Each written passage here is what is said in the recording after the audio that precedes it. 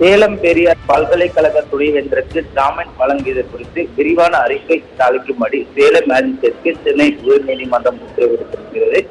சேலம் பெரியார் பல்கலைக்கழக துணைவேந்தர் ஜெகநாதன் விதிகளை மீறி அரசு அனுமதி பெறாமல் பல்கலைக்கழகத்தின் பல்வேறு பணிகளை மேற்கொள்வதற்காக சொந்தமாக பெரியார் பல்கலைக்கழக தொழில்துறை முனைவோர் மற்றும் ஆராய்ச்சி பவுண்டேஷன் அதாவது பியூட்டர் என்ற அமைப்பை தொடங்கி அரசின் நிதியை பயன்படுத்தியதுடன் பல்கலைக்கழக அதிகாரிகளை கொண்டே அந்த நிறுவனத்தை செயல்பட செய்ததாக பல்கலைக்கழகத்தின் ஊழியர் சங்கத்தினர் சார்பில் காவல்துறையின் மீது புகார் அளிக்கப்பட்டிருந்தனர். இந்த நிலையில் அதே போல ஜாதி பெயரை குறிப்பிட்டு திட்டியதாகவும் கிருஷ்ணவேணி சக்திவேல் ஆகியோரின் துணைவேந்தருக்கு எதிராகவே இந்த புகாரில் அளிக்கப்பட்டிருக்கிறது.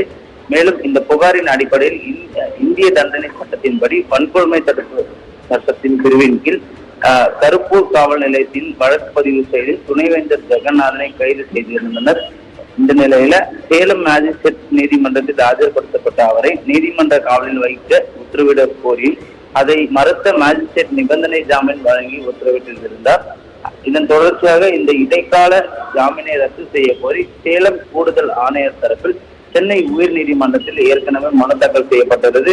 இந்த மனுவின் விசாரணையானது இன்று தனபால் முன் விசாரணைக்கு வந்தபோது காவல்துறை சார்பில் வழக்கு தொடர்பாக தாக்கல் செய்யப்பட்ட ஆவணங்களின் அடிப்படையில் குற்றச்சாட்டுகளுக்கு முகாந்திரம் உள்ளதாக என கூறியும் மேஜிஸ்ட்ரேட் நீதிமன்ற காவலில் வைக்க உத்தரவிட மறுத்தது தவறானது என்றும் வன்கொடுமை தடுப்பு சட்டத்தின் கீழ் வழக்கு பகுதியில் உள்ளதால் திருப்பு நீதிமன்ற அதிகாரத்தை மேஜிஸ்ட்ரேட் எடுக்க முடியாது என கூறப்பட்ட உயர்நீதிமன்றத்தில் பாதிக்கப்பட்டிருந்தன.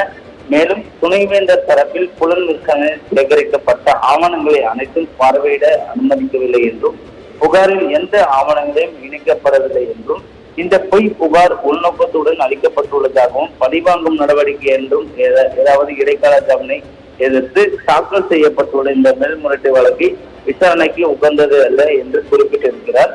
குறிப்பாக இந்த இரு தரப்பு வாதங்களையும் கேட்ட நீதிபதியானது தீவிரமான இந்த வழக்கில் தனிநபர் சுதந்திரமும் சம்பந்தப்பட்டுள்ளதால் துணைவேந்தர் தரப்பு வாதங்களை பாதிக்கப்பட்ட புகார்தார தரப்பு வாதங்களையும் கேட்காமல் இந்த மனு மீது உத்தரவு பிறப்பது முறையாக இருக்காது என கூறிய அவர் ஜனவரி 12 பதிலளிக்கும்படி துணைவேந்தருக்கு தரப்பில் உத்தரவு பிறப்பித்திருக்கிறார்.